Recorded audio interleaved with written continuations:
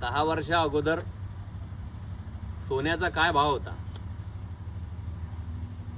तो आज कुठे आला?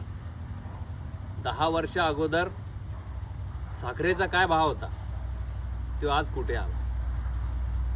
10 वर्षा अगोदर पेट्रोलचे काय भाव होते ते आज कुठे आले? 10 वर्षा अगोदर डिझेलचे काय भाव होते ते आज कुठे आले? आणि 10 वर्षा अगोदर सोयाबीन कापसाला काय भाव होते आणि ते आज हेच आहे जे 10 वर्ष अगोदर होते. शेतकरी जर का आत्महत्या करत असाल तर त्याला कारण हेच आहे साहेब की तुम्ही सोयाबीनला भाव देत नाही, तुम्ही कापसाला भाव देत नाही.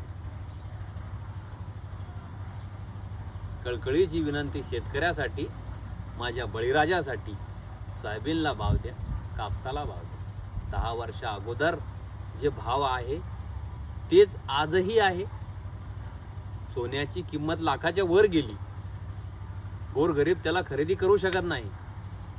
मोठमोठाले उद्योगपती, करोडपती, अब्जोपती, खरबोपती लोक त्या सोन्याच्या मागं आहे. आमचा शेतकरी राजा आजही सुद्धा त्या कापूस आणि त्या सोयाबीनच्याच मागं आहे साहेब.